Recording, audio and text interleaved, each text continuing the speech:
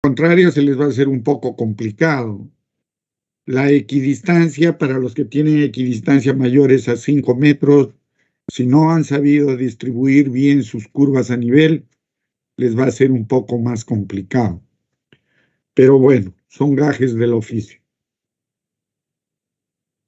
¿Alguna pregunta al respecto de lo anterior, de lo que viene o alguna situación que no está clara?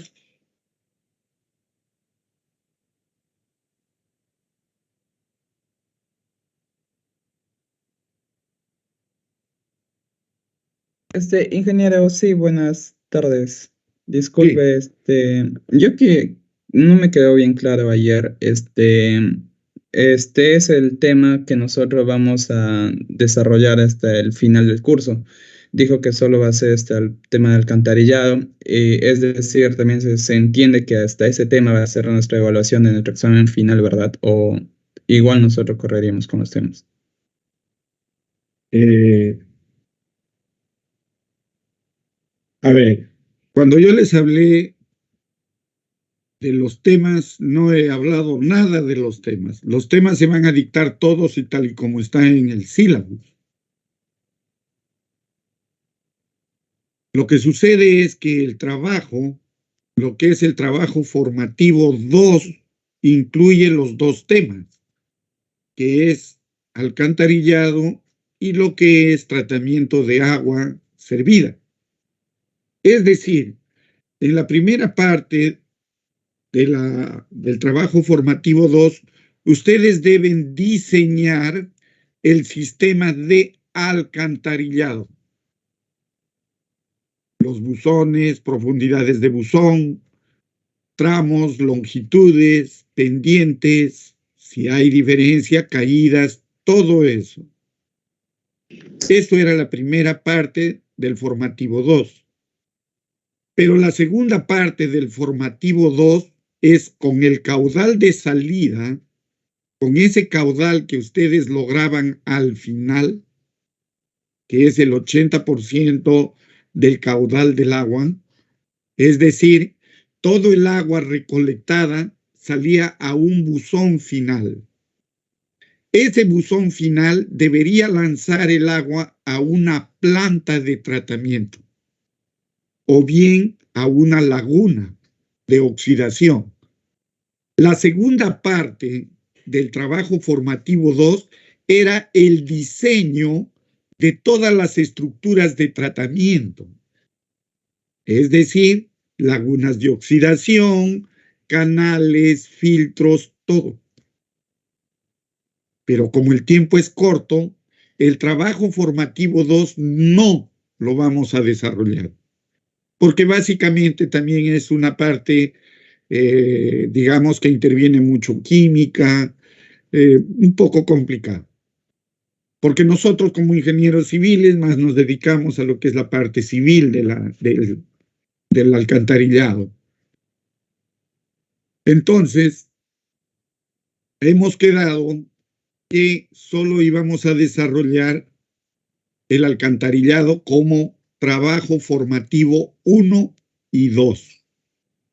Pero lo que son las clases, sí vamos a desarrollar la teoría de lo que son lagunas de oxidación, tratamiento, que también forma parte del examen. ¿Quedó claro esta situación? Sí, sí. El tema de hoy, básicamente, vamos a exponer una teoría breve, por cierto, de todo lo que nos da la normativa.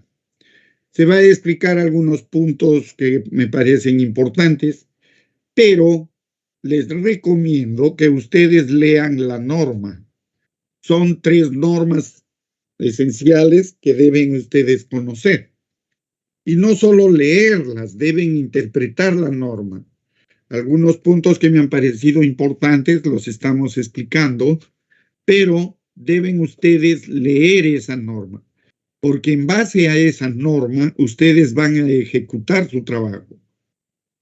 El cálculo de los colectores es un proceso simple, que se lo puede desarrollar en un Excel. Me interesa que lo hagan en Excel para que vean ustedes las diferencias que existen entre un dato y el otro dato. ¿De qué forma salen los resultados? ¿Cómo varían las pendientes? Luego ustedes que entiendan bien este proceso y los datos que ingresan y los resultados que obtienen, cuando comprendan bien esto, podrán ustedes emplear, no lo sé, cualquier programa, WaterCAD, ServerCAD, cualquier programa, el Loop, cualquier programa. Porque un programa, ustedes cargan los datos, meten la topografía, la misma máquina les obtiene las cotas, longitudes, aplastan una tecla y salió el resultado. ¿Qué seguridad tienen ustedes que lo que les ha arrojado la máquina es lo correcto? Básicamente ninguno. Si tú le metes basura a una computadora, te bota basura. Por muy adornada que esté, con letras rojas, doradas, azules, verdes, seguirá siendo basura. ¿Dónde radica la diferencia? En que ustedes, al analizar esos datos, confirmen su validez. Y para confirmar la validez, uno tiene que estar consciente del proceso que se ha seguido. Entonces, yo les sugiero, desarrollen el trabajo. Básicamente, tienen que hacerlo en Excel. Se les va a hacer llegar un modelo de cuadro en Excel para que ustedes lo desarrollen. Tiene un ejemplo, es de una universidad, me parece, creo que es de la Universidad de Huánuco, me parece, mal no recuerdo, pero está completo, muy, muy completo. Lo que vamos a explicar en clase va a ser de qué forma calculan los caudales unitarios, cómo calculan sus áreas para distribuirlos en cada tramo, todas esas situaciones. Pero, les vuelvo a repetir, lean la norma, interpreten la norma. Si existe alguna duda, está el WhatsApp para aclararla. Lo ideal es que sus dudas lo pongan en el WhatsApp, porque esa duda que ustedes tienen también puede ser de su compañero. Entonces creo que la mejor forma de ayudarnos sería de esa manera. Bien. Lo que vamos a ver en estas clases que vienen, vamos a ver sistemas de alcantarillado, datos básicos de diseño y lo que es la conducción. Lo que vamos a ver dentro de eso es la normatividad vigente, los sistemas de alcantarillado y sus definiciones, tipos de sistema de alcantarillado. Todo esto lo vamos a ver ahora, si nos da el tiempo, y luego veremos las consideraciones generales para el diseño de la red de alcantarillado. Caudales a evacuar, tubería, tensión tractiva, velocidades permisibles, pendientes y el mismo cálculo hidráulico. Recuerden ustedes que un sistema de alcantarillado es un sistema de canales. Las tuberías funcionan como canales. Les sugiero repasen su teoría de mecánica de fluidos en lo que se respecta a canales. Fórmulas de Manning, la fórmula de Chesi, que es la fórmula general para el cálculo. Recuerden ustedes que la fórmula general es la de fórmula del señor Chesi, ¿verdad? ¿Recuerdan? Donde está C raíz cuadrada de algo adentro. Esta es la fórmula de Chesi. Calcular el caudal, calcular la velocidad, calcular. Esta es la fórmula. Lo complicado es determinar el C. Para el C existe infinidad de fórmulas.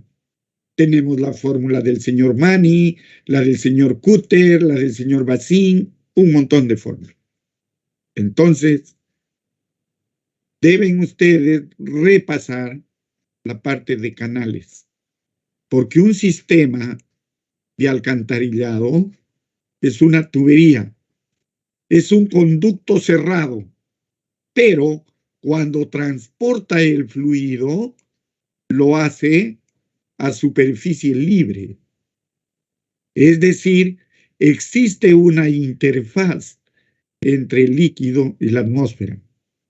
Esa superficie que le llamamos espejo de agua está en contacto con la atmósfera. Está a presión atmosférica.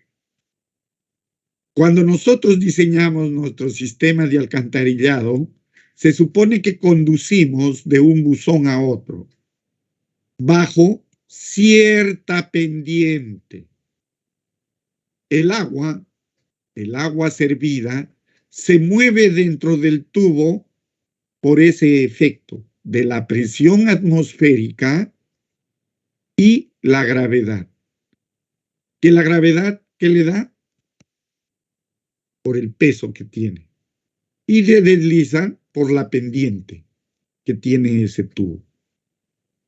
Deben revisar todas las fórmulas, los conceptos de canales, especialmente en las secciones circulares.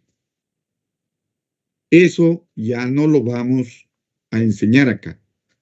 Se supone que ustedes ya conocen esa situación. ¿Ya? Tienen que ver el cálculo del tirante normal. Recuerden ustedes que cuando diseñamos canales, tenemos que calcular un tirante normal. De repente, en algún momento, un tirante crítico, un caudal máximo, un caudal mínimo y un caudal medio, ¿no? Cuando diseñemos nuestro sistema de desagüe. Conceptos como tensión tractiva, lo que está indicando acá, es porque en desagües ya no se utiliza lo que antes nosotros empleábamos, por ejemplo, en mecánica de fluido. Velocidad mínima de 0.60. ¿Con qué razón se utilizaba esa velocidad de 0.60? Señorita Dana, ¿qué razón tenía de que la velocidad sea como mínimo 0.60 metros en un canal o en una tubería a presión?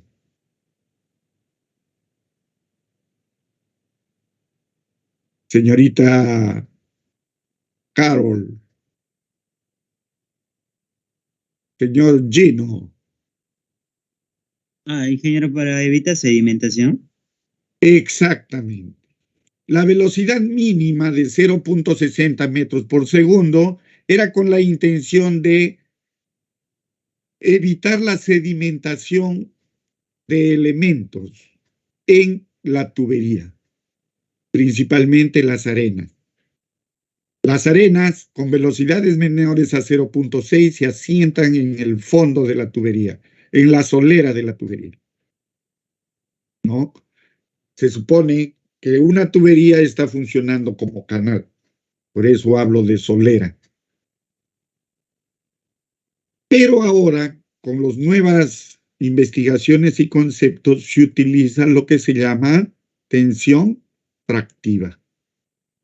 La tensión tractiva es una fuerza que se genera por el desplazamiento del líquido del agua servida y arrastra a los sólidos que se encuentran. Con esta tensión tractiva, que según la norma nos dice que debe ser como mínimo 1 pascal, nos aseguramos que la velocidad que se genera con esta tensión mínima, inclusive es menor a 0.60, pero nos aseguramos de que va a existir arrastre de los sólidos. Es decir, va a existir la autolimpieza del tubo. ¿Ya? La autolimpieza del tubo. Bien, jóvenes. La normatividad vigente, nosotros ya conocemos el Reglamento Nacional de Edificación. Dentro del reglamento tenemos las normas OS, que son unas normas de infraestructura para infraestructura sanitaria, ¿no? Y dentro de ellas tenemos esta norma, la 070, que se refiere a lo que son redes de aguas residuales. Recuerden ustedes que las normas del reglamento nacional son aplicables a poblaciones mayores de 2.000 habitantes. Cuando la población es menor a 2.000 habitantes, ¿qué norma utilizamos? Señorita Horna.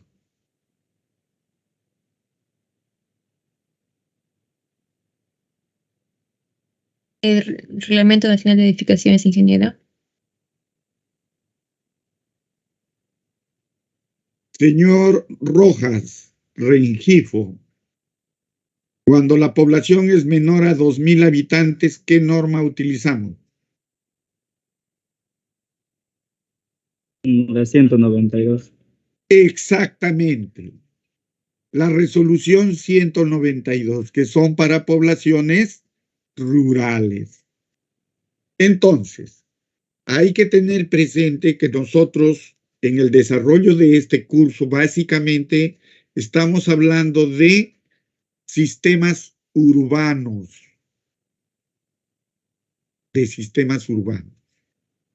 Pero ustedes ya como estudiantes, como gente que va a laborar, deben tener ya el interés de revisar esa norma 192, la resolución 192. Es una norma que está muy explicada, muy detallada. Básicamente no existe el tratamiento de aguas, digamos, la conducción por arrastre hidráulico. Y si lo hay, son en tramos muy cortos. Por lo general, se utiliza en tratamiento para zonas rurales, lo que son composteras, letrinas, ese tipo de estructuras. Pero lo que nosotros estamos estudiando acá básicamente son para zonas urbanas, localidades mayores de 2.000 habitantes. Muchos se preguntan y dicen, si mi población es de 2.000, esas 2.000 habitantes, mayores de 2.000 habitantes, dice, esos 2.000 habitantes, ¿a qué se refiere? ¿Población actual o población total? Población total. Población total. Se supone que población total, estamos hablando de la población actual más lo que crecería a un futuro. ¿Cierto? Mi pregunta es, ¿crecería? ¿Ya creció? No. Entonces, esto es una gran discusión. Muchos dirán 2.000 habitantes con proyección. Pero, ¿qué pasaría si yo diseño con una población de 2.000 habitantes con proyección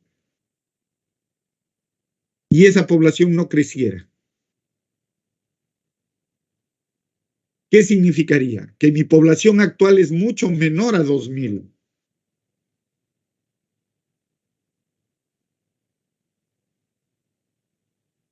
Entonces, tengamos en cuenta, lo que yo les estoy indicando es lo siguiente. Yo tengo una población, por decirle, de 1.300 habitantes. Pero se da el caso que en mi proyección a 20 años yo llego a 2.000. ¿Cuál aplico?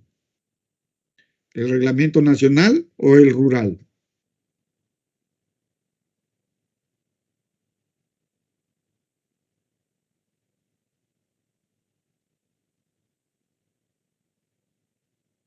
Pues bien, lo ideal, yendo por el lado de la seguridad, aplicarían el urbano,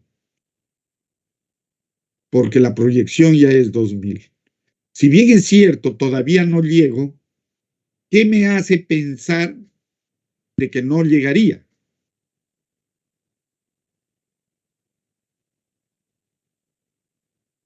¿No? De repente, con el estudio de campo, lo que ha sucedido en muchas ciudades o caseríos y distritos de Madre de Dios, por ejemplo. Caseríos que tenían poblaciones de 300, 400 habitantes. Descubrieron oro en los ríos. En menos de un mes alcanzaron poblaciones de 3.000 a 4.000 habitantes. Pero duró 1 año, 2 años, y luego disminuyó. Entonces, son cuestiones que uno debe definirlos en el campo. Cuando se haga el estudio, necesariamente hay que hacer esas consideraciones. Ahora, si yo tengo una población de 1.300 y las comunidades de los alrededores tienen la misma población y el crecimiento es lento, pues necesariamente consideraré rural, ¿no? La otra situación es la siguiente. Cuando nosotros vemos poblaciones rurales, por lo general decimos poblaciones dispersas. Eso es lo que se ve en el campo. Pero ¿qué pasaría si un distrito o un caserío tiene 1.000 habitantes, pero concentrados en una, digamos, distribución de manzanas concentrada, como si fuera una pequeña ciudad? Como ejemplo yo les pondría, digamos, San José de Yarinacocha. Aíslenlo de Pucallpa. ¿Qué es San José? ¿Distrito, caserío, rural o urbano? Sería urbano por la cercanía que tiene a Yarinacocha, ¿verdad? Entonces, ese tipo de consideraciones no lo van a obtener ni de libros ni de alguna bibliografía. Tienen que ir al campo, visitar el campo, visitar la comunidad, recorrer la comunidad. ¿Ya? Dentro de la misma norma, nosotros tenemos algunas definiciones básicas. Tenemos lo que son redes de recolección, donde dice que el conjunto de tuberías principales y ramales colectores que permiten la recolección de las aguas residuales generadas en las viviendas. Las redes de recolección son un conjunto de tuberías. Al decir un conjunto de tuberías, significa que habrá unas tuberías que son más importantes que las otras, como estamos viendo más abajo, y dice ramal colector, tubería principal. Significa que debe existir diferentes tipos de tubería en esas redes de recolección, ¿verdad? La misma norma nos indica, revisen ustedes, qué es un ramal principal, un emisor, un interceptor. Un ramal colector, dice, es la tubería que se ubica en la vereda de los lotes. Recolecta el agua residual de una o más viviendas y las descarga a una tubería principal. ¿Qué es lo que nos indicaría esto? Si yo tengo las viviendas, recuerden ustedes que cada una de las viviendas tiene una caja, ¿sí? Tiene una cajita. Esa cajita es una caja de conexión domiciliaria. Pero recuerden ustedes que la conexión domiciliaria es desde la caja al colector, o sea, hacia afuera. Todo lo que está de la caja para adentro se llama redes prediales. Redes prediales. Entonces, lo que nos está diciendo que el ramal colector es lo que sale de las viviendas y llega a una tubería. Ese es un ramal colector. El ramal colector es donde llegan las conexiones domiciliarias. Una tubería principal es el colector que recibe las aguas residuales provenientes de otras redes y o ramales colectores. Entonces, la tubería principal ya sería una que se conecta a este colector.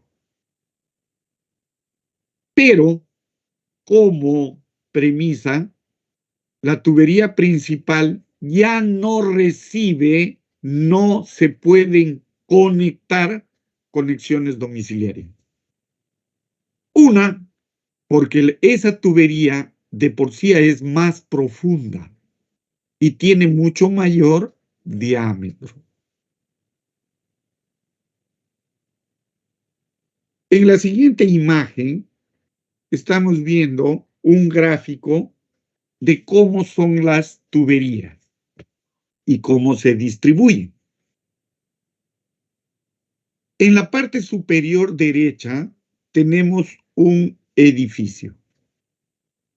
¿Lo ven? Donde está su red interior. ¿Lo ven? Tiene su red interior de desagüe. Puede ser un hotel. Véase, por ejemplo, como ejemplo, vean el Hotel Manish. El Hotel Manish es grande. Casi tiene una cuadra de área, 10,000 metros cuadrados. Entonces, todo el desagüe interior, la red colectora interior, la red colectora predial, la misma cervecería San Juan, por ejemplo, la misma Coca-Cola, la Cola Real, todas esas empresas tienen en el interior una red de desagüe, que es la red de desagüe predial. Las viviendas, los hoteles, todos lo tienen. Esa es la red predial, colectora predial. Pero de esa red colectora predial sale a una caja que está en la vereda. Por lo general está en la vereda.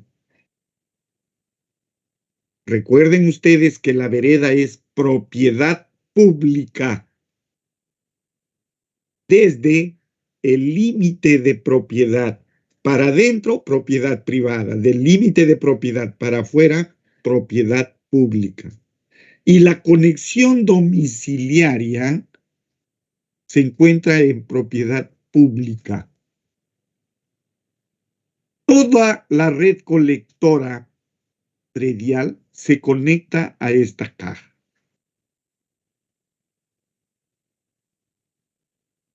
Y de esa caja se descarga al colector secundario. La caja y la tubería que lo conecta al colector secundario se llama conexión domiciliaria. Cuando nosotros veamos en algún momento cómo es una conexión domiciliaria de desagüe, tengo yo la matriz o el colector, tengo una silla que se llama una silla. Esa silla tiene una toma, una abertura De esa abertura se conecta un codo. De ese codo se conecta la tubería. Y la tubería ya conecta a la caja. Entonces, todo esto forma parte de la conexión domiciliaria. La silla, el codo y la tubería. Esto es cuando, por ejemplo, se construía con elementos de PVC. Ahora, con las nuevas tecnologías y los nuevos materiales, la tubería y la silla forman un solo elemento. Inclusive el codo también forma un solo elemento, que es la toma. Por lo general son cuando se utilizan tuberías HDPE, tuberías de alta densidad, ¿no? Polietileno de alta densidad. Entonces, las instalaciones, como sea, deben hacerse con todas las consideraciones que contempla el reglamento. Cuando nosotros veamos la parte de profundidades, donde están las alturas mínimas de buzones y tuberías, la altura mínima de un buzón es 1,20 m.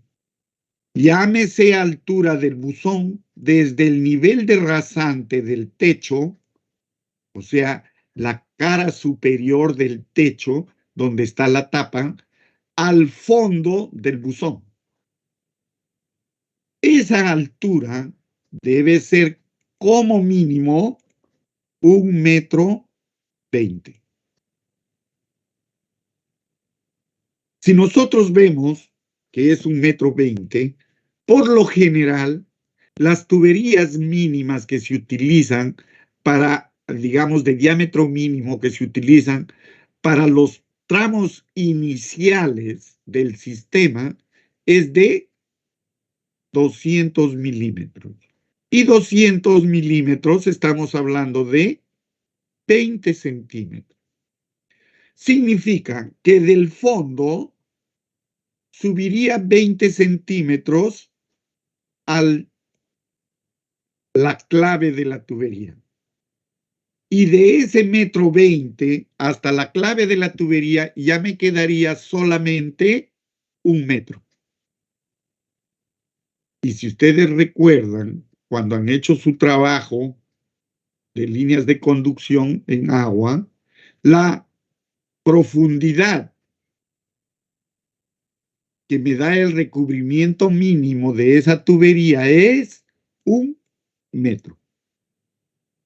Por eso, la altura mínima de un buzón es 1,20 m. Y la tubería de los colectores, 200 milímetros. Salvo ciertas consideraciones y especificaciones, donde inclusive podríamos llegar hasta los 110 milímetros o 160 milímetros. Pero eso ya son temas muy, muy puntuales. Por lo general, 200 milímetros. Entonces, recuerden ustedes que cuando uno ubica las tuberías, háblese un colector secundario, un colector principal o un emisor, debe cumplir ciertas características. Recuerden también ustedes que una tubería, un colector, digamos, secundario, no tiene mucha profundidad. Si el buzón mínimo es 1,20 m, significa que yo tengo el terreno, tengo mi colector y tengo mi caja de desagüe. Y de esa caja de desagüe lo instalo al colector. Pero recuerdan ustedes qué diferencia existe de nivel entre la plataforma de la calle y la vereda.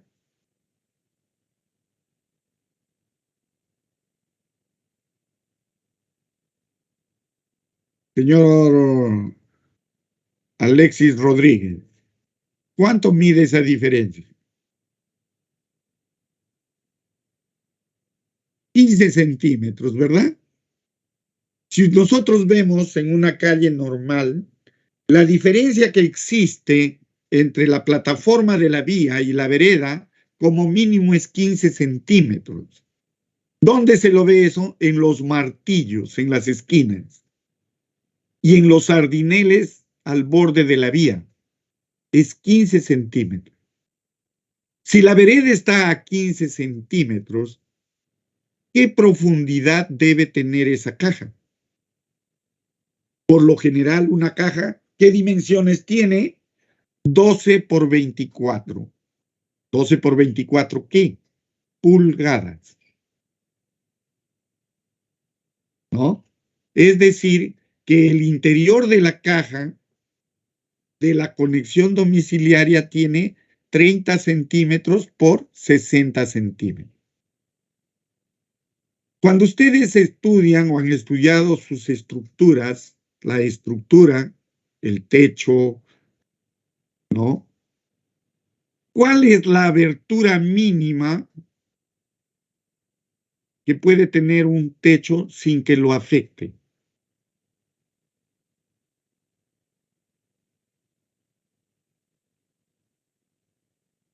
Tengo una losa de concreto armado y necesito hacer un hueco de inspección. ¿Qué dimensión mínima debe tener para que no lo afecte estructuralmente?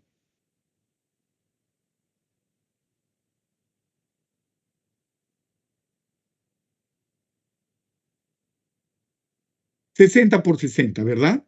El hueco debe ser de 60 por 60, como mínimo. La razón es simple, con 60 por 60 no existe, no lo afecta mucho en lo que es la resistencia. Y la dimensión de 60 es una dimensión suficiente para que una persona ingrese por ese hueco. Si ustedes han tenido la precaución, las veredas, ¿qué anchos tienen? Tiene 1,20 m, 1,80 m, 2,40 m. Si lo ven, son múltiplos de 60. Por cuestiones de las dimensiones del hombre. Una espalda de un hombre en promedio es de 60 centímetros a 65. Y puede ingresar a esa caja. El problema ya no sería el ancho y el largo. El problema sería la profundidad. ¿Qué profundidad como máximo tendría esta caja para que pueda ser inspeccionada o reparada? Esa profundidad como máximo desde el nivel de la vereda hasta el fondo es de 75 centímetros a 85 centímetros. Esas alturas que ya nosotros conocemos nos dan una idea de qué profundidades deben tener nuestros colectores, nuestros emisores, colectores principales. Si vemos la imagen, un colector secundario se conecta a un colector principal. Y el colector principal se conecta a un emisor. La imagen es clara. Tengo colectores principales y el emisor. Recuerden ustedes que en un colector principal ya no se conectan conexiones domiciliarias. Ya no debe conectarse conexiones domiciliarias. Luego, el emisor es una tubería, una línea que conduce el agua a una disposición final, sea cuerpo de agua o una planta de tratamiento, con la misma condición de que ya no se adicionan caudales en su tránsito. Bien, jóvenes. ¿Alguna pregunta hasta acá?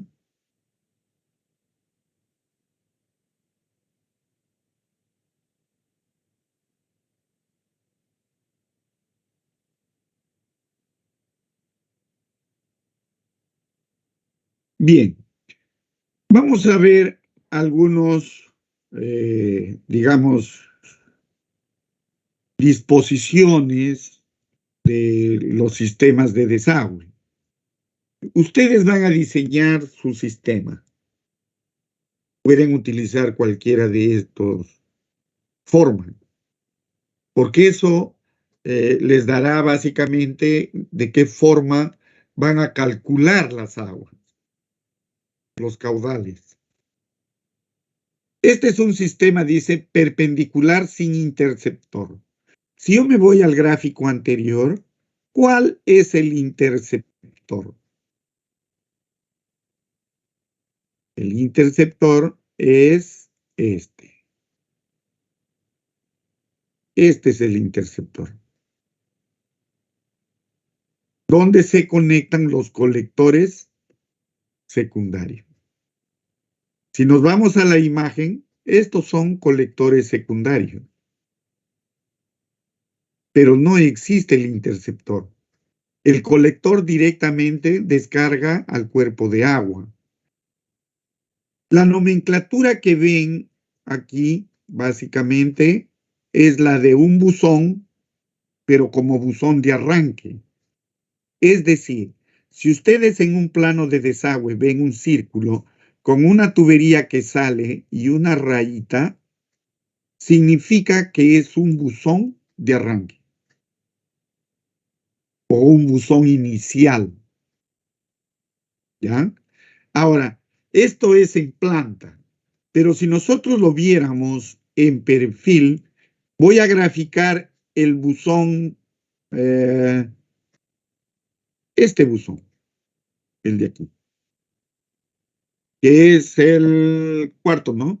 El cuarto buzón. Para los que no ven de repente la imagen, voy a numerar de izquierda a derecha.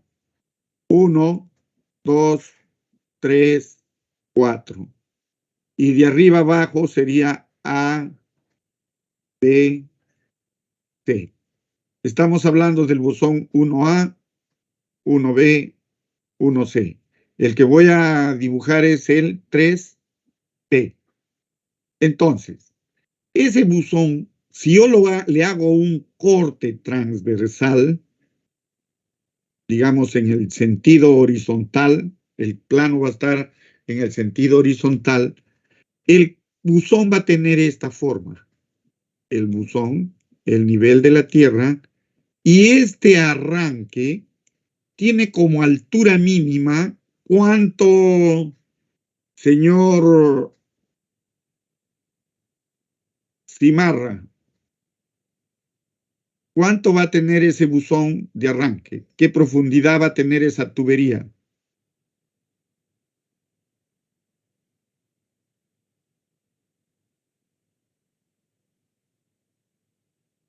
Un metro 20, ¿verdad? Porque la altura mínima de un buzón es 1,20 m.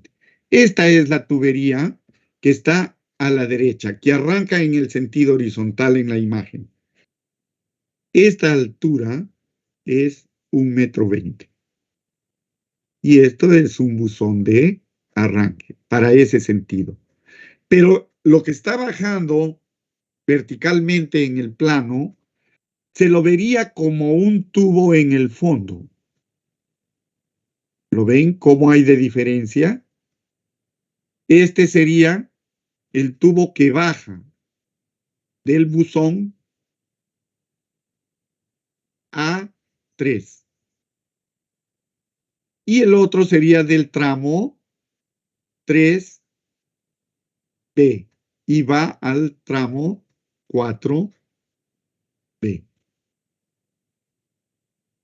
Entonces, cuando a mí me dicen o me presentan un plano de esta forma, lo que estoy viendo es que las líneas están arrancando, son buzones de arranque en el sentido horizontal.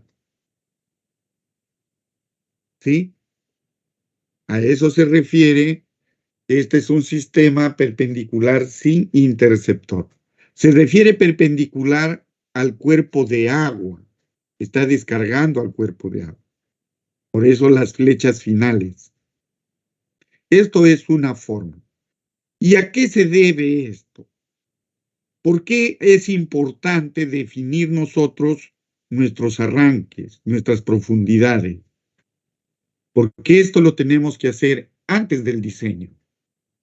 No es como en el server CAD que metes el plano y la misma máquina te lo ubica, te lo hace. Eso es lo que sucede en los proyectos de agua y desagüe de acá de nuestra zona.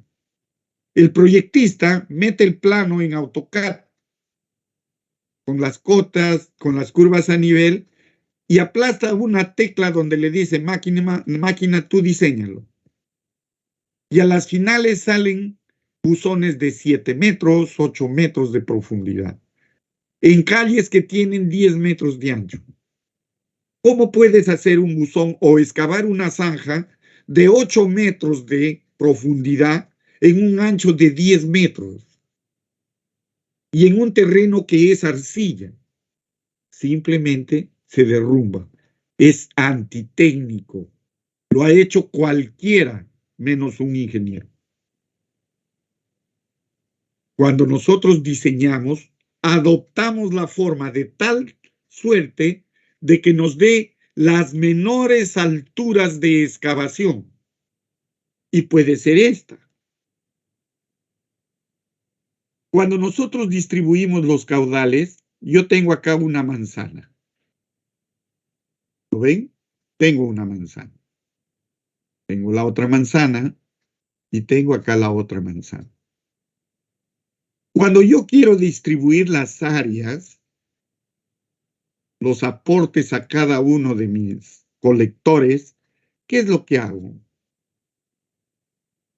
Básicamente, 45 grados desde el buzón, 45 grados del otro buzón, 1, 45 grados del buzón, 45 grados del otro buzón. Y el área de aporte para este tubo, para este tramo, es esta figura.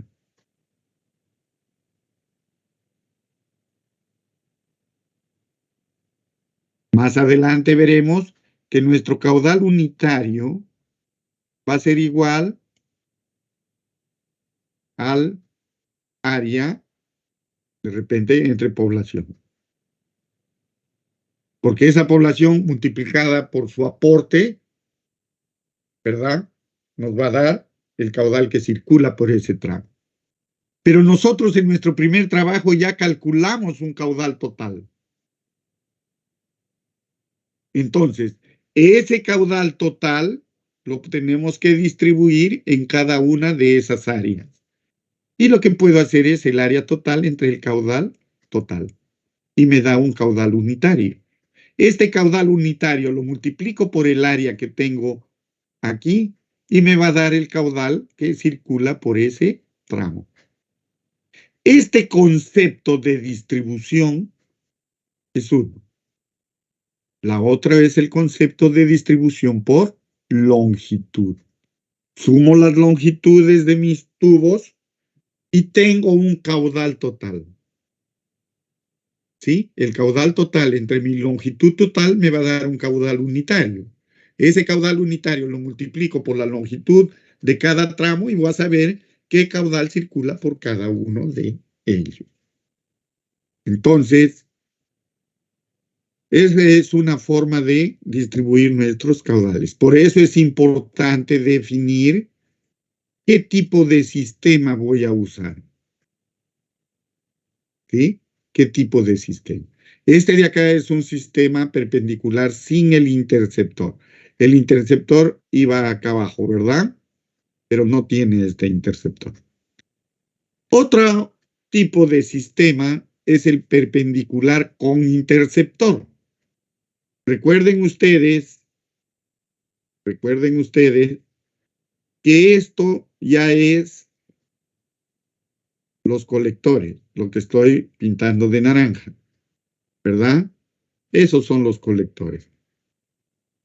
Los colectores son las tuberías que reciben las conexiones domiciliarias. Conexiones domiciliarias.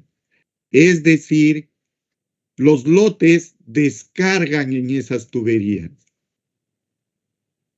Si descargan en esas tuberías significa que las conexiones domiciliarias pueden estar en este sentido o en este sentido. Pero las viviendas descargan a esas tuberías. Pero en el interceptor ya no existe descarga de conexiones domiciliarias. Ese es el interceptor. Luego, si ustedes ven, los interceptores van incrementándose, porque de toda esta área yo tendría acá un caudal 1, de toda esta área un caudal 2, que sumado al caudal 1 por este interceptor ya iría caudal 1 más caudal 2. Y en el último, caudal 2 más caudal 3. Pero el incremento de caudales se da por los interceptores, no por conexiones domiciliarias. Entonces, cuando ustedes diseñen, tienen que ubicar sus colectores y sus interceptores. O a las finales de repente lo diseñan sin interceptores. Pero el diseño será un poco más laborioso. Luego, ya tendríamos lo que es el emisor.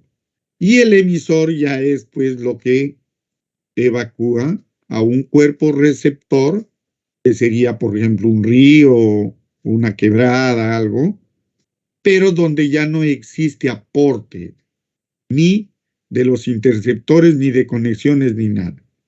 Puede descargarlo a un río, puede descargarlo al mar cuando es un emisor submarino, o puede descargarlo a una planta de tratamiento. Recuerden ustedes que del emisor puede ir a las lagunas de tratamiento, ¿no? A las lagunas de oxidación. Se oxidan, nuevamente se recoge el agua y nuevamente se lo lleva al cuerpo receptor. Este tramo de la planta de tratamiento de aguas residuales al río también se llama emisor. Condición de que sea un emisor, que no ingrese nada en su tránsito, nada. No entra conexiones, no entra caudales de algún interceptor, nada. ¿Ya? Su diseño es un diseño un tanto complicadito, pero nada del otro mundo. Luego tenemos un sistema perpendicular con interceptor y aliviadero. La imagen es clara, ya conocemos cuáles son los colectores, cuáles son las, digamos, los interceptores, son los verdes, pero allí existe una especie de cajitas que descargan directamente al río. Eso se llama aliviadero de demasías. ¿Y a qué se debe, digamos, la construcción de estas estructuras? En nuestro país, el sistema de desagüe es un sistema separativo. Se dice separativo cuando el sistema de desagüe o aguas servidas va por una línea, por un sistema, y las aguas de lluvia van por otro sistema, muy independiente. Por lo general, el sistema de aguas de lluvia le llaman un sistema de aguas blancas, porque básicamente no están contaminadas. a lo mucho pues tendrán sedimentos, cuerpos en suspensión, pero no tienen la carga orgánica que tiene un desagüe. En nuestro país, nuestras normas nos dicen que nuestro sistema de alcantarillado es separativo. Por un lado va el desagüe y por otro sistema las aguas de lluvia. Las aguas de lluvia tienen su propia norma, si mal no recuerdo es la 080 o 060 creo, donde se diseña un sistema de aguas de lluvia. Y el sistema de desagüe que se diseña con las normas OS. Pero, como nosotros sabemos, vivimos en nuestra mágica Pucallpa, a mí personalmente me gusta Pucallpa, me quedaré acá toda mi vida. Tenemos una costumbre muy, digamos, antitécnica. Las personas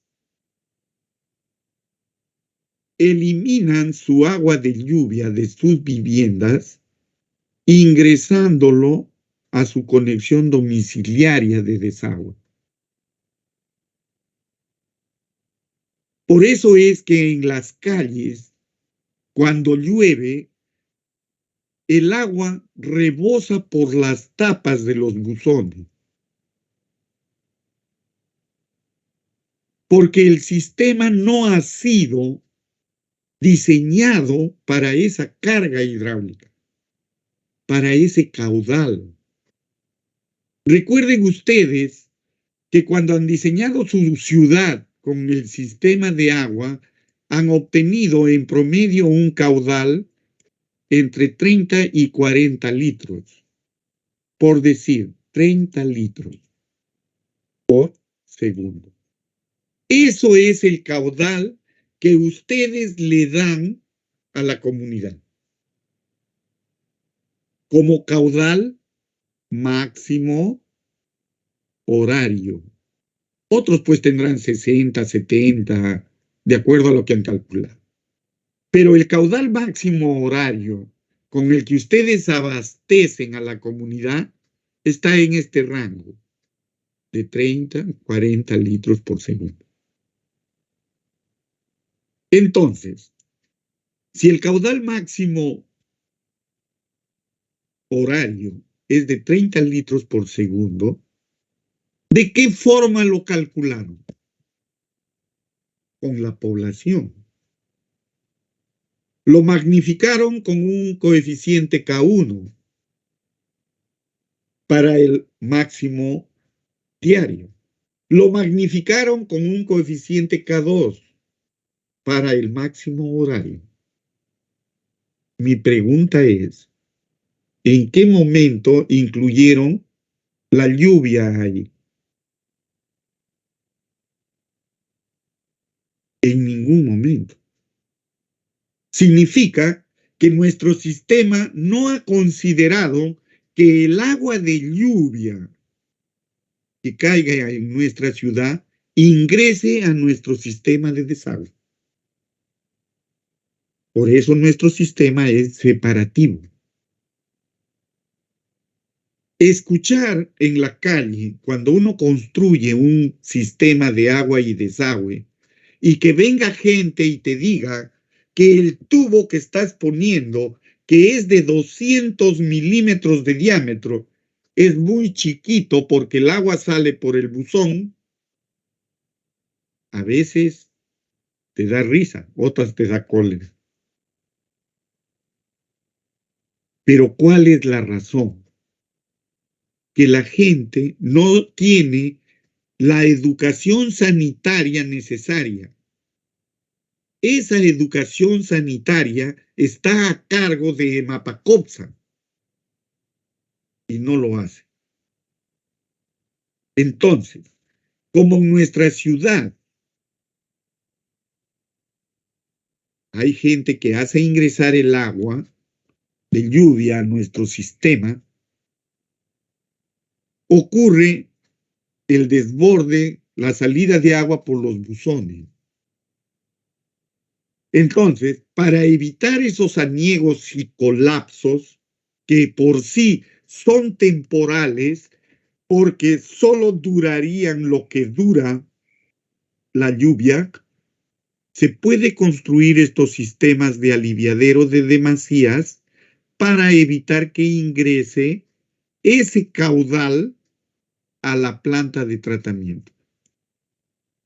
Porque ustedes diseñan la planta de tratamiento con el 80%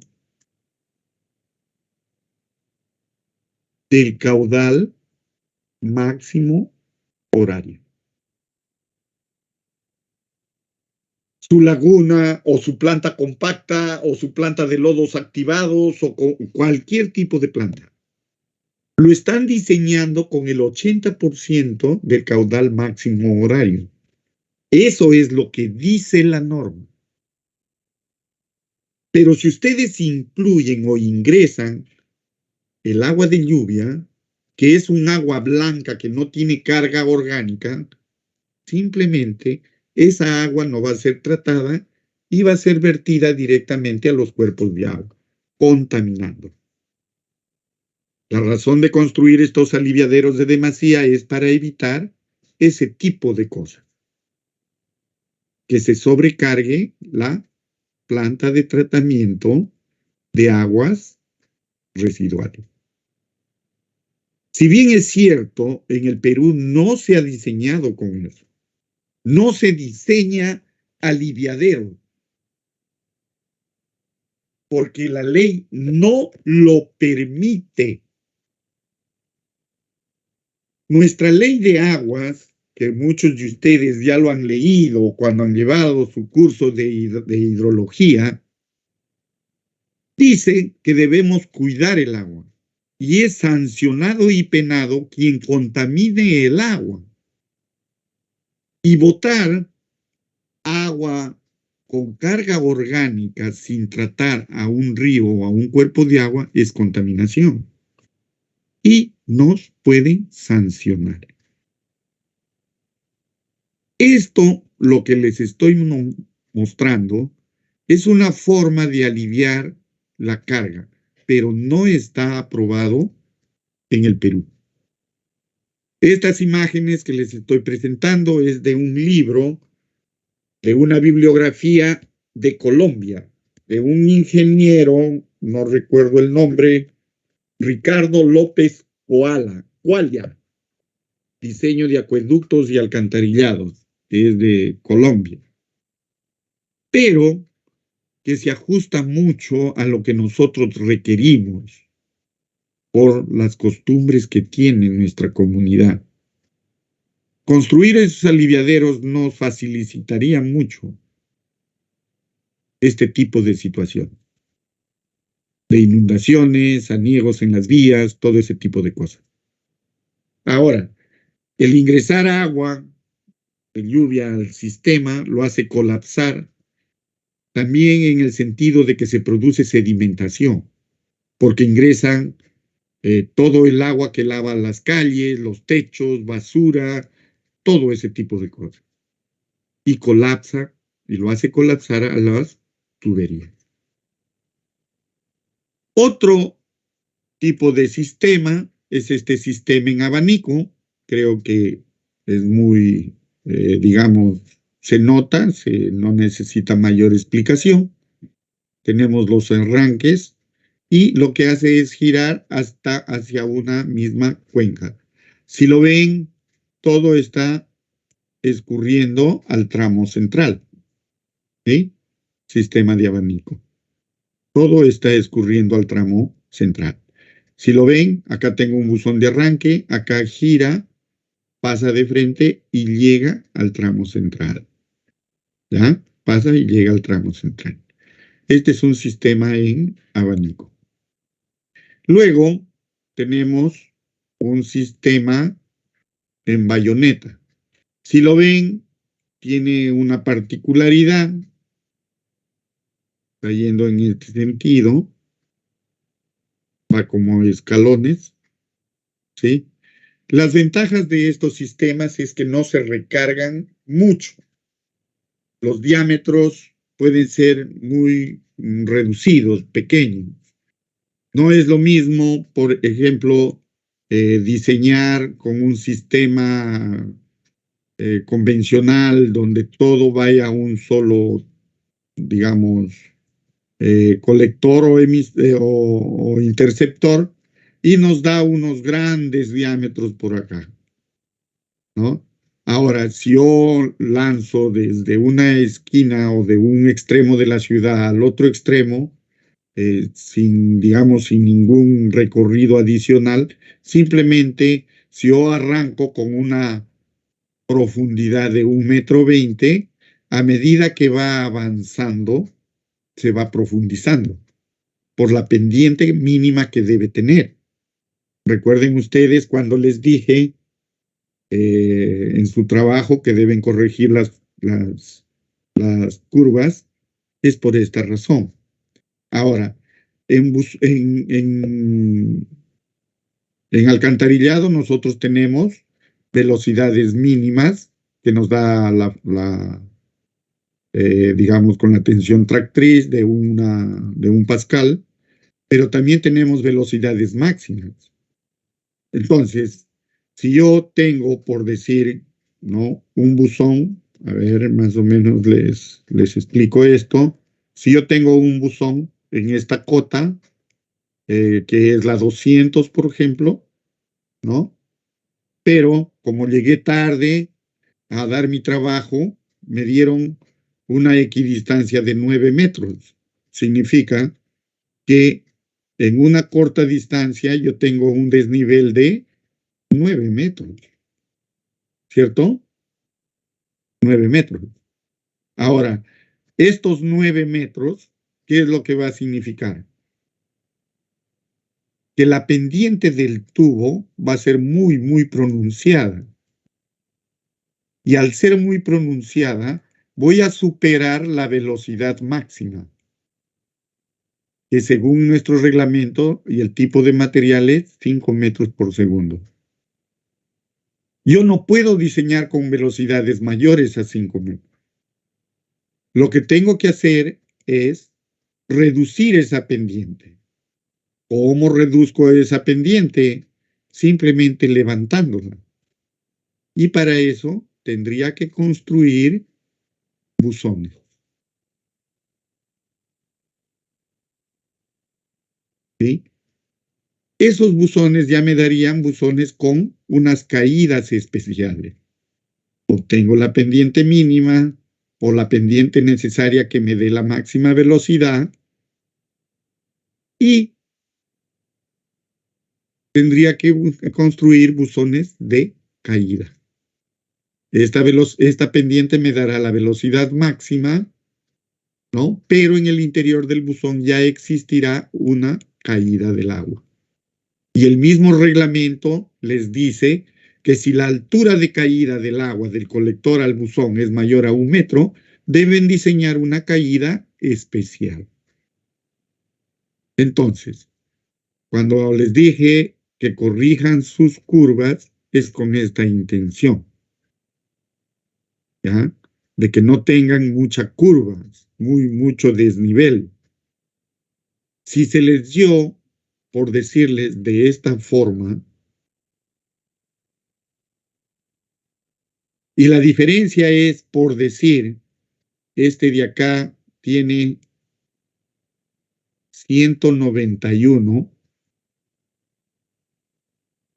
esta tiene 191, esta de acá tiene 200, la otra tiene 191, en la de 191 ya no puedo hacer nada, porque ese prácticamente es un hueco, ¿verdad?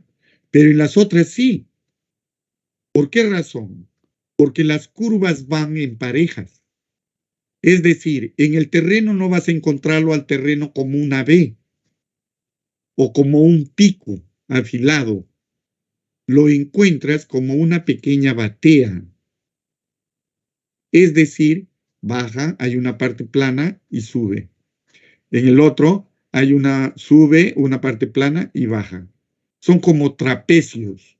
Significa que esta cota es igual a esta cota. Esta cota es igual a esta cota. Teniendo esa consideración topográfica, ¿qué es lo que hago? Simplemente, como a mí me han dado estas curvas, lo que hago es, de repente, una curva que acompañe a la otra. Como acá tengo 200, podría ser que esta de acá también sea 200. 200, 200. Ya cumplí, porque esta de acá también es 200. ¿Verdad? Ya cumplí. Ahora, para completar mis curvas, ¿qué hago? Simplemente digo, si acá tengo 200 y acá 200, la que sigue, ¿cuál es? 191. Entonces lo dibujo de esta forma. Y cumplo con mi equidistancia que me ha dado, y mi proyecto ya es mucho más sencillo. Este curso, este trabajo, tenía esa intención de que ustedes pongan en práctica lo que conocen en topografía. Ustedes diseñando las curvas a nivel para que su trabajo sea más sencillo, cuando vayan al campo y se imaginen lo que les ha dado el ingeniero Quiroz en el plano, lo van a resolver mucho más rápido. Van a saber de qué forma enfrentar. Oye, acá tengo una pendiente alta. No, no va a funcionar así. Lo llevo por este lado. Esa era la intención de darles este tipo de trabajo. Ahora, los que tienen, lo complicado es, por ejemplo, cuando la equidistancia es mucha, como acá, que es 9 metros. Pero también es complicado cuando la equidistancia es 2 metros.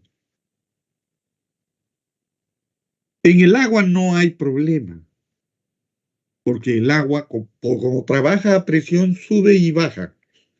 El problema está en el desagüe. Los que tienen equidistancias mayores a 5 metros, esos van a tener problemas y van a tener que diseñar buzones de caída. Pero los que tienen pendientes mínimas, de equidistancias de 2 metros, 3 metros, el problema es que como va a ser una mesa como Pucallpa, los buzones les van a salir muy profundos. Entonces, ellos sí tienen que buscar de qué forma tienen que lograr que no les salga buzones de 12 metros, de 15 metros. Y para que no les salga eso, tienen que buscar qué sistema se ajusta. Y jamás un sistema es único. En la vida real se presentan combinados los sistemas. Recuerden ustedes que nuestro proyecto es con tratamiento. Es decir, todo su desagüe debe llegar a un buzón final, a uno. Porque nuestro trabajo era, de primera intención, lanzarlo de ese buzón a la planta de tratamiento. Así que acá no hay que voy a diseñar un interceptor que lo va a mandar al río directamente. No, señor. Va a haber un sistema, su sistema va a ser de tal forma que existe un buzón final, que de ese buzón final sale el emisor. Y debemos diseñar nuestra red y nuestro emisor con una longitud mínima, eso sí, longitud mínima, de unos 100 metros, digamos, pero longitud mínima. Ya no vamos a diseñar la planta de tratamiento, la PETAR ya no lo vamos a diseñar, pero sí el emisor, ¿ya? Porque ese es parte de las redes. Bien. Luego, a ver, ¿alguna pregunta hasta el momento? ¿Alguna inquietud?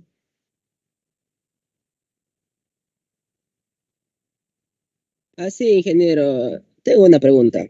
Dime, Gino. No, ingeniero, soy Alexis. También estoy Allá, levantando mi mano.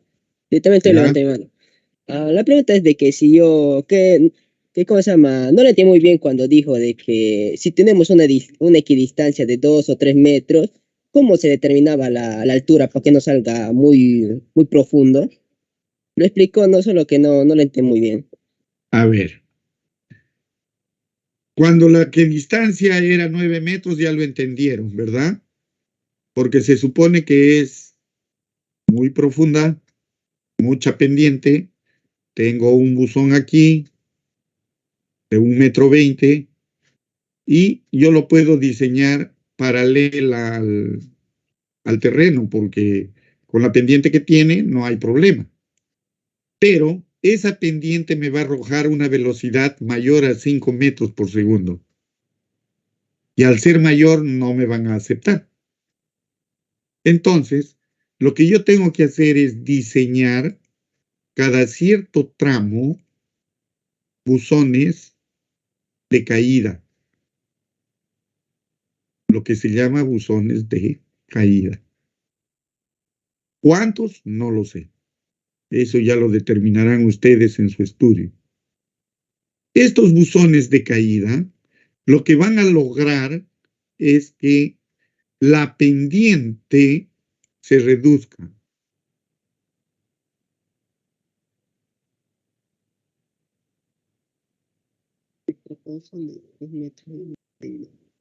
¿Sí? Se reduzca.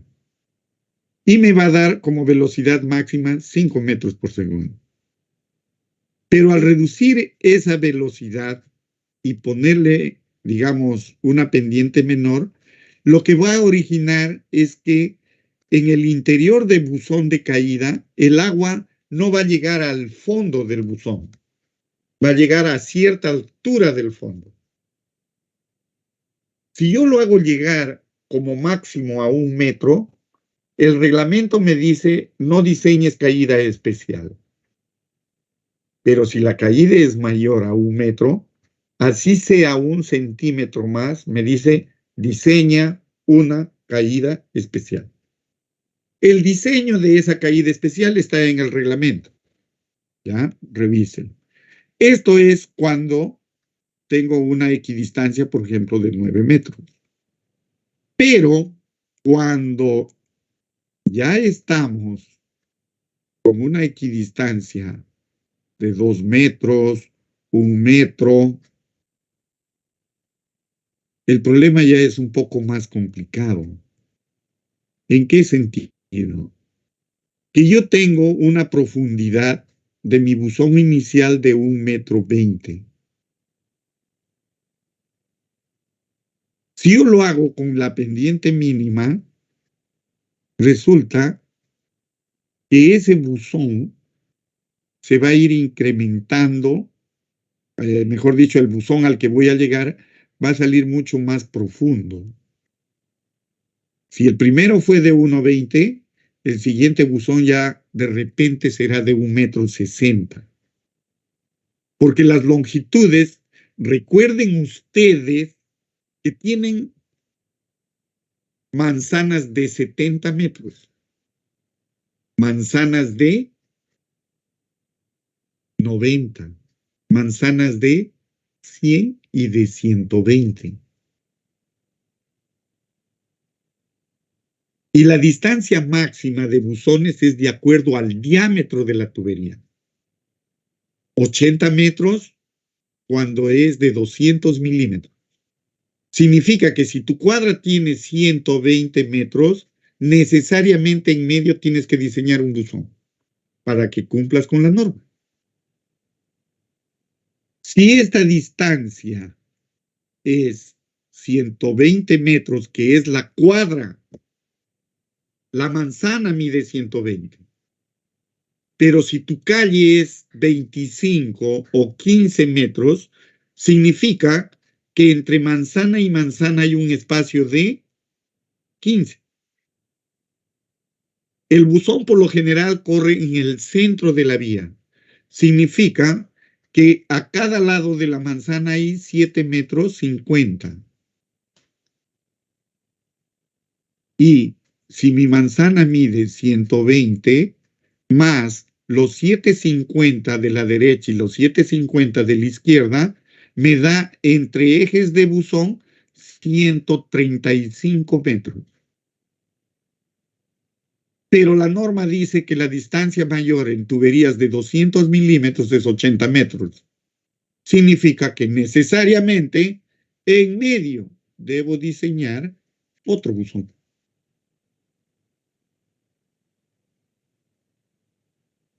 Luego, por pendiente mínima, que ahí vimos un punto de tensión tractriz, voy a diseñar la pendiente mínima para los tramos iniciales, de tal forma que me aseguren la velocidad de arrastre.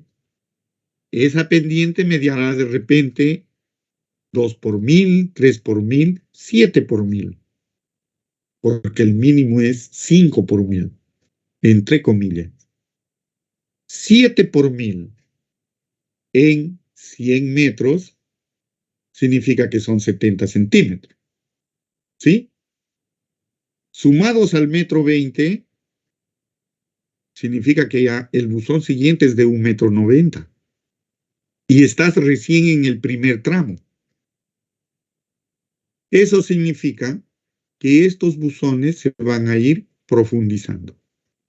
Y si lo quieres llevar en un solo viaje todo, digamos en un solo sentido, en una sola trayectoria, tú arrancas con 1,20 m y al final vas a llegar con un buzón de 5, 6, 7, 8 metros. Entonces, ¿qué es lo que debes hacer?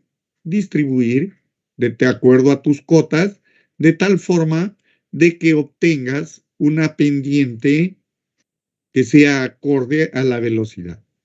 Por eso depende mucho de cómo diseñaste tus curvas a nivel. Yo he visto planos de ustedes donde en un espacio de 100 metros hay como 6 curvas.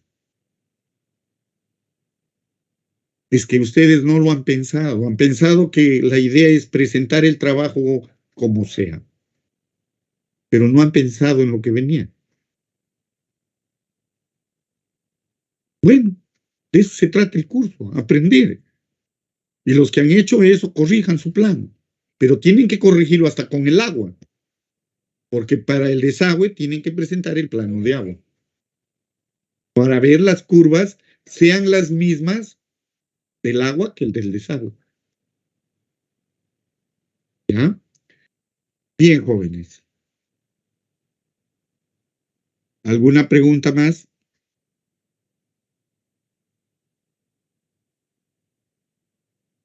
Bien. Luego tenemos estas definiciones. ¿Recuerdan ustedes en la definición anterior, la última que nos quedamos, que es tensión tractiva? Dice que es el esfuerzo tangencial unitario asociado al escurrimiento por gravedad en las tuberías de alcantarillado. Es importante esto, por gravedad, ejercido por el líquido sobre el material depositado en el fondo de la tubería. Luego tenemos lo que es pendiente mínima, ¿ya? Esta pendiente mínima lo voy a calcular con ese criterio de tensión tractiva. La tensión tractiva mínima es 1 pascal, eso ya lo vamos a ver en el ejemplo cuando diseñemos un tramito, y en base a eso ya ustedes diseñarán. Si ustedes llegan a entenderlo, todo el cuadro en Excel va a ser solo meter sus datos, aplastan la tecla y sale. Pero lo bueno es que en el Excel ustedes van a entender tramo por tramo cómo van acumulando sus caudales. ¿Qué sucede con sus pendientes? ¿Qué sucede con los tramos? ¿Necesitas un buzón intermedio? De ese tipo de cosas. Luego, profundidad, lo que es el recubrimiento que hemos visto y lo que es conexión domiciliaria de alcantarillado, que ya lo hemos revisado.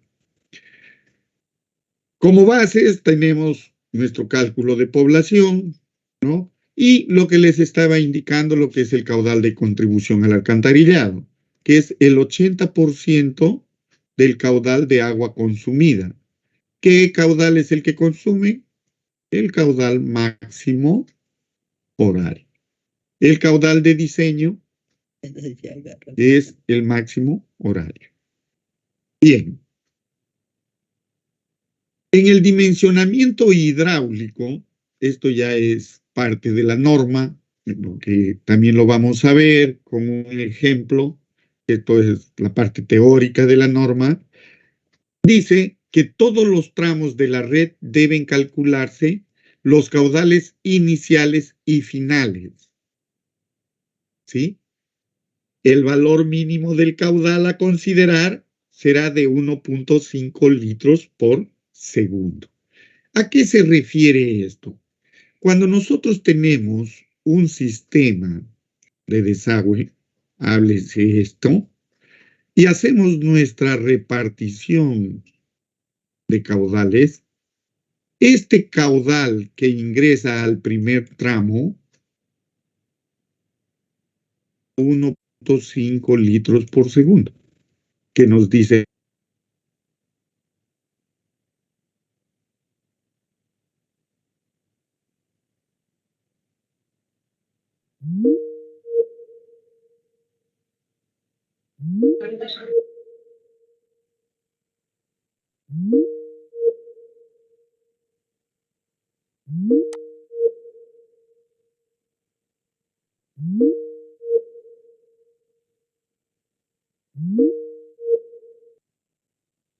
bien, ha habido un pequeño problema. La norma lo que nos dice es que el caudal mínimo para diseñar es de 1.5. Cuando nosotros, por lo general, el caudal va a ser 0.3.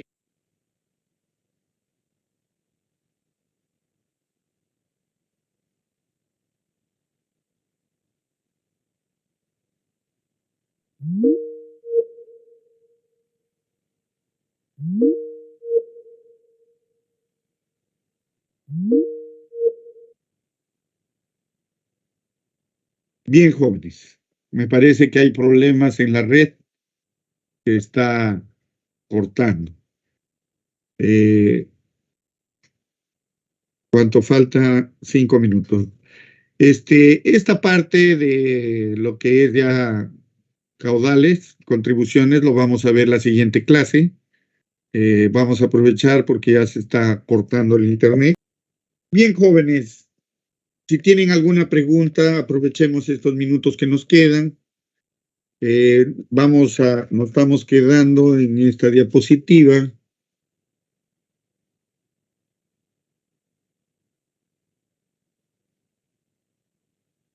¿Ya?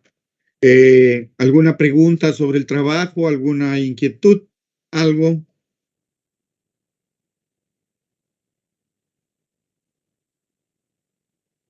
Deben entregar su trabajo el día lunes, me parece que es Así, 11. ingeniero, tengo una pregunta. El alumno Alexis.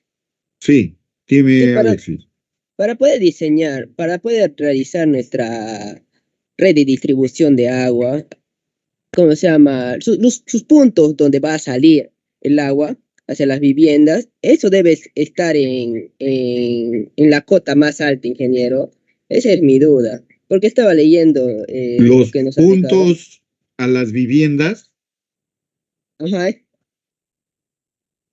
pero si tú no tienes lotización en tu plano, Alexis, a las viviendas tú lo que tienes, a las finales, es simplemente un esquema de esta forma, donde hay 2 circuitos. No tienes tú conexiones domiciliarias. Mejor dicho, tu plano no está lotizado, es solo por área. Y nosotros ya sabemos distribuir eso. Calculamos el área para cada nudo. ¿Recuerdan? Ahí hay un ejemplo en el cuaderno. Calculamos un área a cada nudo. Distribuimos los caudales. de acuerdo a las áureas a cada nudo.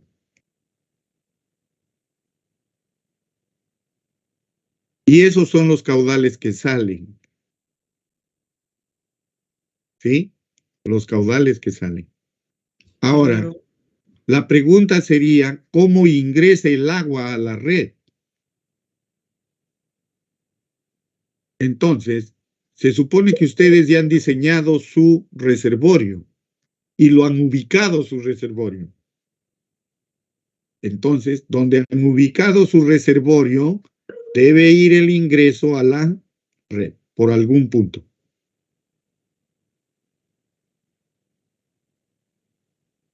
Sí, dígame quién preguntó. Ingeniero, no sé si me logra escuchar. Sí, dime. Entonces, ¿cómo se llama? Cada nudo debe estar puesto ya sea en un punto específico o en cualquier punto. Se supone que ahí en el mismo, deben leer lo que yo les estoy enviando. Parece que ustedes no leyeran lo que se les envía o no lo pueden interpretar. Se supone que yo tengo mi ciudad. Mi ciudad es manzanas, calles que se intersectan. Tengo calles de 15 metros, calles de 25 metros, ¿verdad? Cada uno de esos cuadrados es una manzana. En el ejemplo que se les ha dado en la teoría, dice que las tuberías principales deben estar separadas cada cuántos metros, señorita Dana.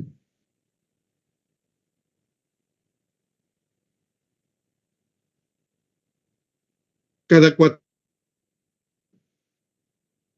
Significa que yo puedo diseñar una tubería, por decir principal, por una de mis calles, y separada 400 metros mi otra tubería principal. Mi otra tubería a 400 metros o más o menos. Y cerrar mi circuito. Esas son las tuberías principales, las que yo voy a diseñar. Yo no voy a diseñar los ramales secundarios. Dígame, señor González. Ingeniero, una consulta. Tengo entendido que en cada nudo va a tener su área de influencia.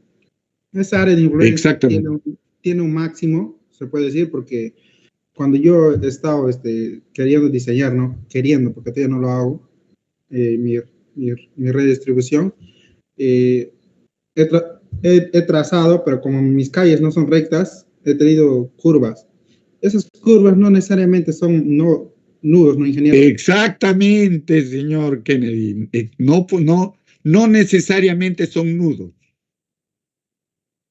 Pero como recomendación ahí también en el cuaderno hay un ejemplo donde dice que la distribución de los caudales de salida deben ser en promedio iguales o muy parecidos. Es decir, yo tengo mi ciudad acá. No sé si lo lograrán ver, pero para los que ven. Si esta es mi ciudad, yo tengo mis líneas principales. A ver, un color que se note. Digamos este. Entonces, yo tengo mis líneas principales, que están separadas entre sí 400 metros. Eso es lo que hemos dicho, 400 metros. Está en el cuaderno. Esas son las líneas principales, las troncales. ¿Sí? Las troncales. Yo debo distribuir las áreas de tal forma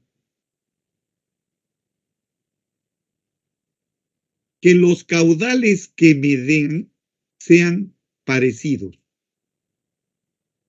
Es decir, si yo tengo, por decir,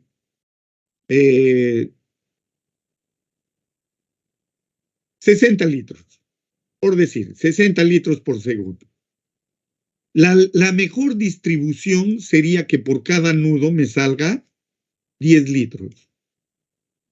Tengo 6 nudos, 10 litros en cada nudo. Eso sería lo ideal. Pero yo tendría que distribuirle el área de tal forma de que esos caudales me den los 10 litros.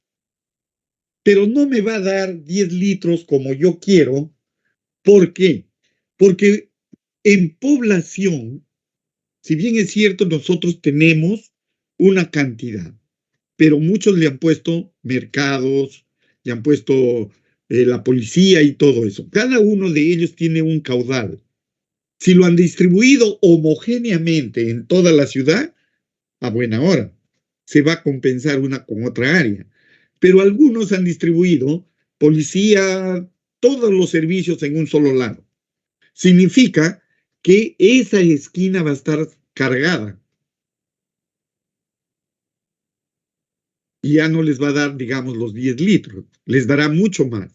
Entonces, el área doméstica tendrán que reducirla y les saldrá un área más pequeña. Lo primero que tienen que hacer es distribuir sus caudales, de que sean homogéneos, que la diferencia entre uno y otra no sea tan notorio. Si en uno es 10, en el otro será como máximo 9, o como mínimo será de repente 8. Pero no puede ser que en uno me dé 18 y en el otro me dé 2. Es una mala distribución de caudales. Este trabajo han debido hacerlo con tiempo. ¿Alguna otra pregunta? Revisen la teoría, léanlo, interpreten. Si no lo entienden, consulten, ahí está el WhatsApp. ¿Alguna pregunta más?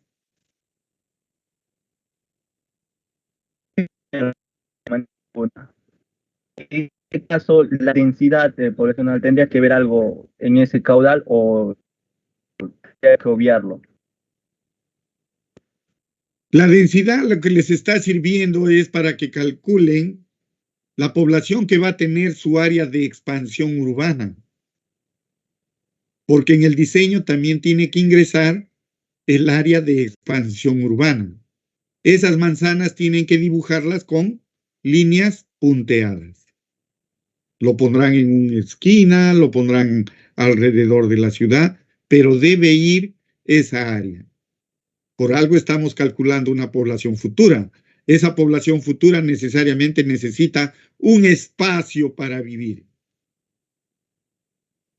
Y ustedes deben destinarle en su plano a esa población, esa área. ¿No se le escucha bien? ¿Cómo? ¿No se les escucha bien? Podría flotar. Esa red no podría ser una red flotante. ¿Cómo? ¿Red flotante? No entiendo. Es decir, separada la red de distribución principal a la actual. ¿O no consideraríamos eso? A ver, el diseño es integral.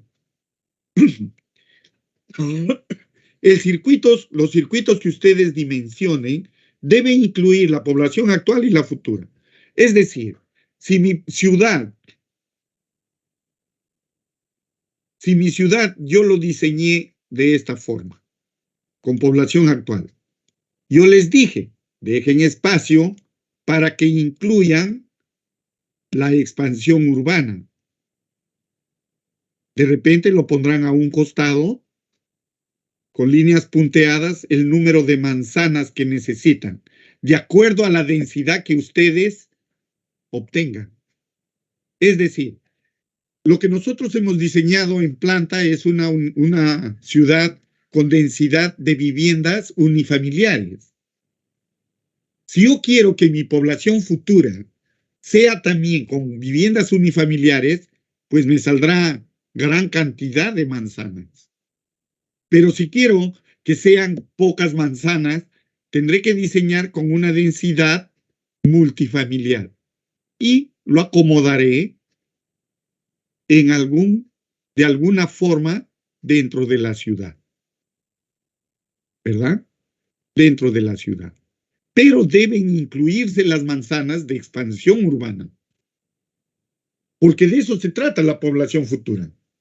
La población futura no existe, pero cuando se dé necesita un lugar para vivir, y ese es el área de expansión urbana. Y cuando ustedes diseñen sus redes, necesariamente tiene que incluir el área de expansión urbana. Entonces, cuando distribuyan sus áreas, tiene que incluir la expansión urbana. Por eso seguramente les está dando cosas raras ahí. Tienen que incluirlo. Y eso es lo que está en el ejemplo del cuaderno, de las diapositivas. Revisen las diapositivas. En la diapositiva se ve una imagen donde está con unos puntitos. En el ejemplo también se les ha dado. Bien, jóvenes. ¿Alguna pregunta más? Caso contrario, nos quedamos ahí.